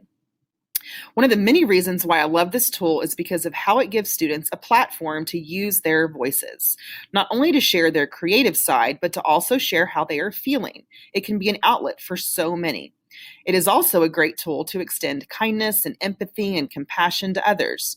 Just recently, we did Holiday Hugs, which was an initiative that connected classrooms with students who would be spending their holidays within the four walls of a hospital. Students were encouraged to create bunsies to share with those patients in hopes to bring a smile to their face and to extend the holiday hug. This was something very near and dear to my heart, and it was very cool to witness and to see how many hospitals we connected with and classrooms. We even got some pictures back for some hospitals that printed these digital creations and hung them on the walls so their patients could see them. So pretty cool. You can always check out their price plans on Bunty, and you can do a 30-day free trial to see what you think. I know you're going to love it. It's one of my favorite tools. Check out the Bunty blog, and you can see their staff pics, and you can see how students and teachers are using this in their classrooms. I do want to show you just a real quick demo on how you can use this. I know you are all about to, you're about to go back to school. Your back to school is coming up right now and in Australia. And so I wanted to share with you a back to school Bunty activity that you could do. So Bunty has templates as well. This is a template in Bunty, a pre-made template. There's also a section of Bunty called the Ideas Lab. And this is where you can search for different Bunty activities and experiences that teachers have created. So let me show this to you. So this is a back to school icebreaker. As you can see, there's some images that move. Those are animations. The animation library in Bunty is fantastic. You can add text, shapes, different stickers. So let me kind of show you a real quick demo. So this happens to be the background. They've added some text here and it says, in the ice cubes below, list 3 facts about yourself. You can use stickers, animations, text, pictures, or a video. So over here on the right-hand side, this left-hand side, these are your slides. And over here is where you add your different assets. Things like text, shapes, drawing, Bunsey 3D, Bunsey animations. Those are your stickers that move. Bunsey stickers, your still images, messages, emojis. You can see all the different kinds that you can add. Record a video, which embeds directly into your Bunsey. So I'm going to share a few things about me as an icebreaker. I'm going to start with a Bunsey animation. And I'm going to share my love of music. I'm a huge rock fan, huge alternative music fan. I love going to concerts. So I'm going to choose an animation that shows my love of music. And I'm going to choose this record player. You can see it moving right here. I'm going to select it, click Add One, and there it goes directly onto my Bunsey. There are so many different ones that you can choose from. Let me show you stickers as another example. So stickers right here, these are your still images. You can search through the categories if you want to, or type in what you're looking for. Butterfly reminds me of my mother. So I'm going to choose a butterfly, so many to pick from, and I'm going to add that directly here. You can also add some text. I'm going to pull in a text box, drag it over here, make it fit, and I'm going to type, I am a twin. My twin sister's name is Diane. You can take this and then you can change the font. You can center it, make it a little bit bigger. How fun is that? Reach out if I can help you at all when it comes to this tool. Do you want to end by saying we are supporting you from Texas? Thank you, Brett, for organizing this. Please consider donating at the link below the description of this video, and thank you so much.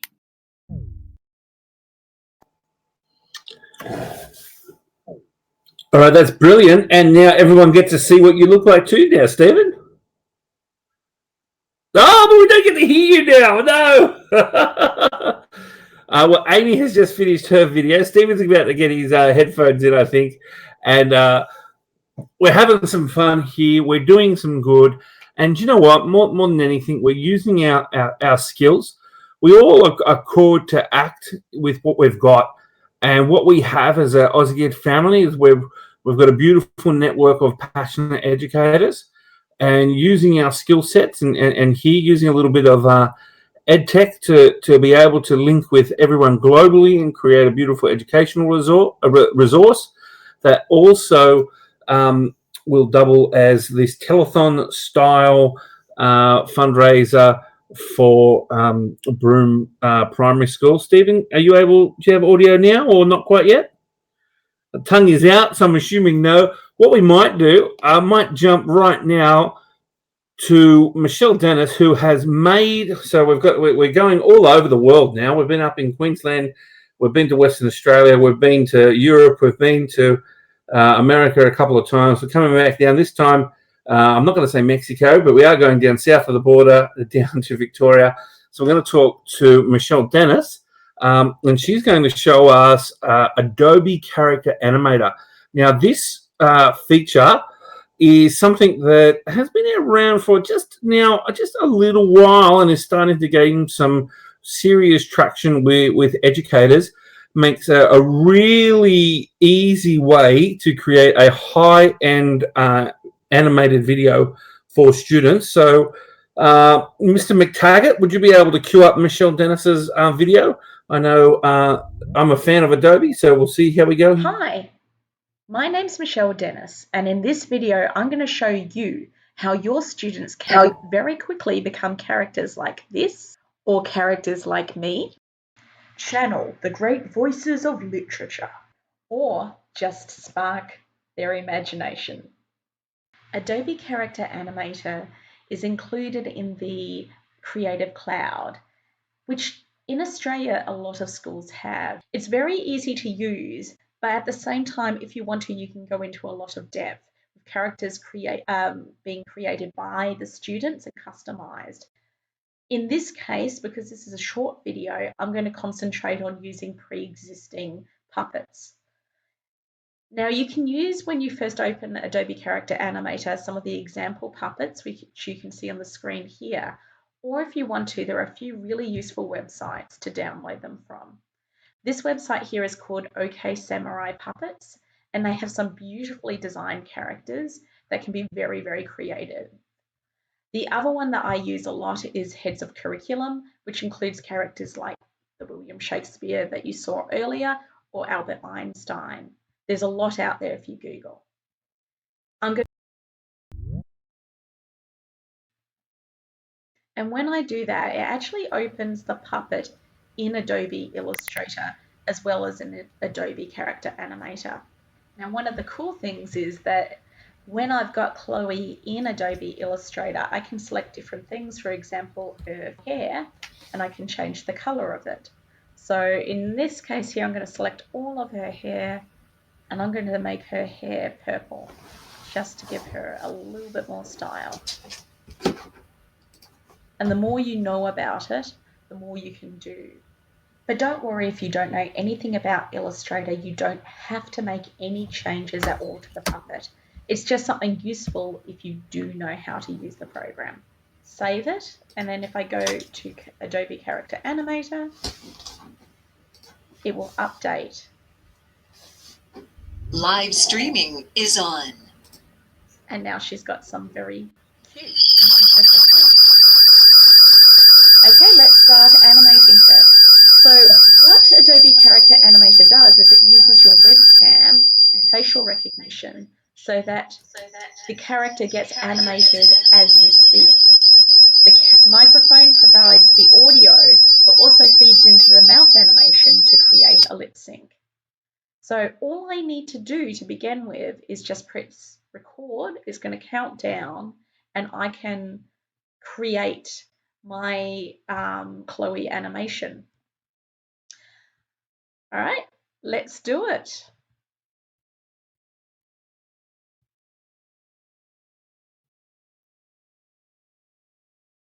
Hello, I'm Chloe, and I'm really pleased to meet you.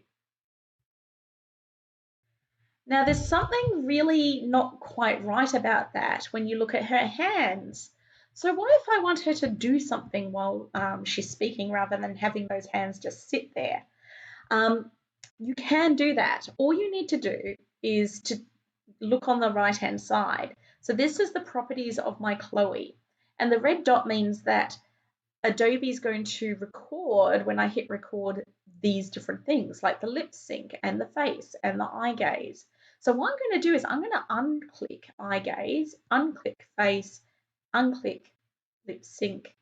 And what I'm going to do is I'm going to hit record again and not speak. It's going to repeat the same audio. But in this time, what I'm going to do is use my mouse, or if you've got a touch screen, you can use your finger to click and drag her arms while she's speaking to add some movement. Let's see what happens. Hello, I'm Chloe, and I'm really pleased to meet you. To save your video, go to File, Export video via Adobe Media Encoder, and Adobe Media Encoder will do the rest. I hope you've enjoyed this video, which is part of aussieED School Help. We're a group of educators from across Australia trying to raise money to help Deadly Science resupply the library at Broome Public School. Please consider making a donation. There's a link. All right, that was a great video, and I'm sure we had a lovely noise to make us all very, very sure that we were there and paying attention. Hopefully, you didn't have your headphones on too loud. Steve, are you there with me now? Do you have audio now? I believe I do. I believe you do, and I believe everyone else knows that you do too. It's that joy of a live stream. So no dramas there. We do have another video coming up next. I actually have ordered the book of the person who is coming up next. I ordered on Amazon actually just probably about a week ago or so. So it hasn't arrived yet. I can't vouch for it at this point in time, but I have seen a few snippets of it. Would you like to introduce the video for us? Yeah, sure. So this is Matthew Joseph. He's a doctor, I believe, of educational leadership. And he's talking to us about mentoring. He even said in the making of this video, there's a bit of an extra video with additional tips about mentoring and kind of building team relationships in the school specifically, I guess. So, that's how you're talking to an expert. As we've seen, when you get them talking on their subject, they really get going. So let's jump into Matt's video.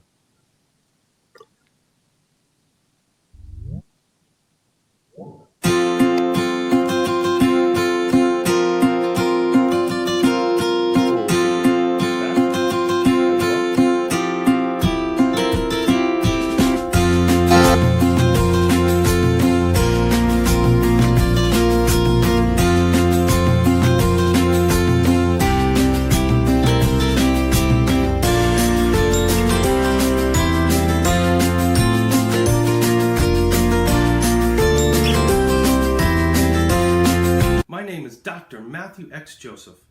I am currently the Director of Curriculum Instruction in Leicester Public Schools, and that's in Massachusetts.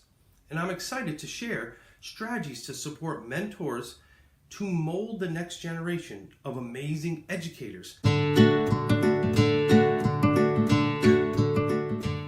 Strategy 1. Start by being a mentor, not a coach. The phrase or descriptions of mentoring and coaching in education are often interchangeable, but the purpose of coaching and mentoring is different. Coaching is to improve an individual educator's skill or performance in their current role, whereas mentoring is a long-term informal connection focused on improving not only a specific skill, but an educator's overall craft and performance associated with their current job. Coaching is focused on improving that one individual performance, and coaches are empowered to enhance that current educator's skill or to support them in acquiring a new skill. And once that skill is acquired and successfully implemented and the performance is met, the coach moves on to another educator or stays with the same educator and works on a new skill. Coaching is short-term and task-centric. Whereas mentoring is rooted in relationship. The mentor may have content expertise as well, but what is more important is to have interpersonal skills required to create a safe learning environment, allowing the mentee to grow through trial and error and risk-taking. Building a stable relationship will enable the mentee to share critical issues that affect him or her in the profession and reach success. Mentoring is long-term, and the goal is to make a climate of trust that creates that same environment of sharing real issues and create an impact, and that takes time. Time spent together with a mentor and a mentee will facilitate a deeper level of trust, and once they have achieved that trust, the real mentoring begins.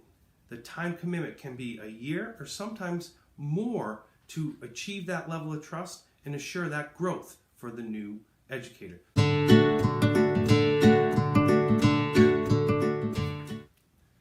Strategy 2, learn to be a mentor. Becoming an effective mentor requires more than just common sense or seniority in a profession. Too often, those are the first two traits sought in becoming a mentor. Proximity and convenience should not be deciding factor as an individual is selected to be a mentor. Before you can be a mentor, I think you should have to learn what it means to be a mentor. And what I mean by that, L, listen. As a mentor, your first instinct may be to help by telling or showing somebody, but listening will allow you to get to know your mentor more as an individual. Listen carefully before offering your advice. E is empathetic.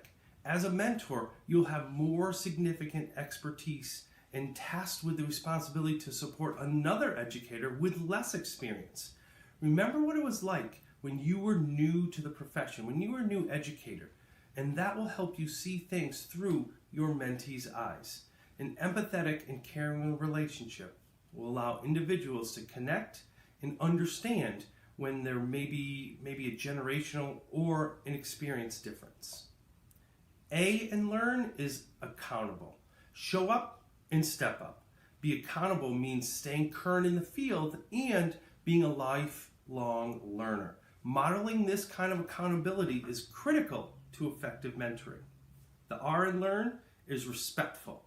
Respect is the foundation of the mentor-mentee relationship. Yes, respect doesn't happen from day one.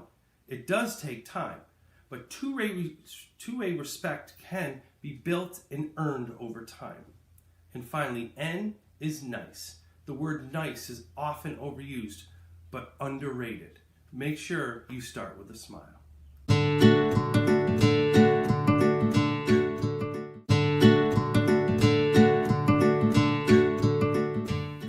Becoming a mentor is not a rite of passage for all educators. Mentoring should never be a veteran teacher being asked to show the new teacher how they did it. Dig deep and be that mentor for a new educator to have them come to work every day with the passion and drive to support every student that walks through the door, and breathe confidence into them so that they can be the best educator that they were meant to be.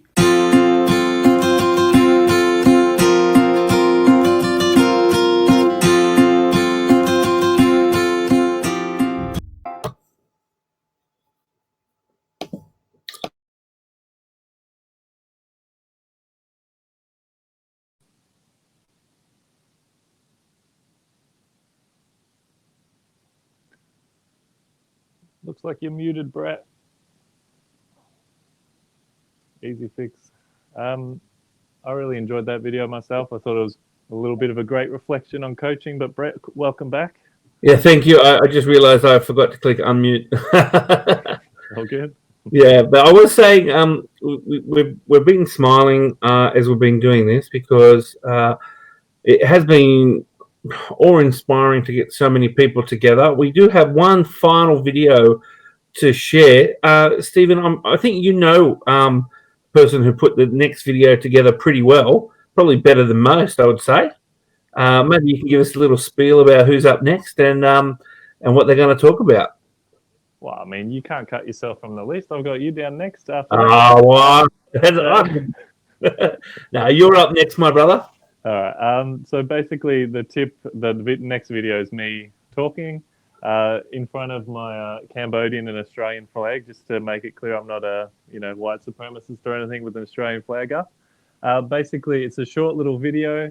It's really a tip that comes to us from John Bergman. I did a conference with him sometime last year, and he noticed that I was writing a lot of handwritten notes, pen and paper stuff. And so it's a little tip, I think, on how you can improve productivity, but also be a little bit considerate of the environment. Before we go to the video, I know why you've got the Cambodian flag up there, and I know the sort of person you are. Do you want to give us a little bit of an insight into the context of that Cambodian flag behind you? Yeah, sure. So my wife and I and our executive board are part of Teachers Across Borders Australia. And basically what we do is we take groups of Australian teachers and we run conferences, workshops for Cambodian or Khmer teachers. So on average, we've just come back from January in Battambang. We had about 30 Khmer teacher participants and we only took about 17 Australian teachers. And we're just talking to them about methodology and upskilling. It's very much not us teaching down to them or, anything like that. We meet as common individuals, just like all the people on this chat. We're all teachers, and that's a very common element between all of us. And it sort of goes beyond culture, I think. A teacher is a teacher is a teacher, no matter where you are. And so, hence the Cambodian and the Australian flag. But yeah, all right. Maybe Rob, do you want to actually before Rob puts the video on? I did see that the founder of Teachers Across Borders actually was awarded an Australian. Oh, looks like your video may have just dropped. Okay, looks like I lost Stephen. Looks like, I did read in the newspaper this morning that the founder of the Teachers Across Border was awarded an Order of Australia medal, I believe. today in recognition of that, of his contribution for that Teachers Across Borders effort. Rob, would you like to play the next video for us?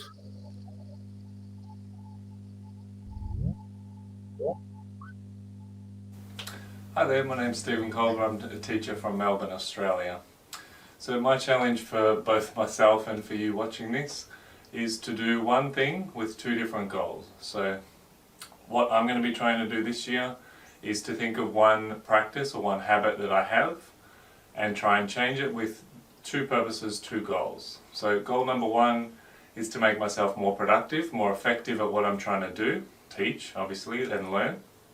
And secondly, to try and help or improve minimise my impact on the environment. So the strategy I've decided on, thanks to a tip actually from John Bergman, is that I'll be using something called a Rocket Book, which is basically a way of taking digital notes that you can then back up to a Google Drive or OneDrive or SharePoint and just have them there.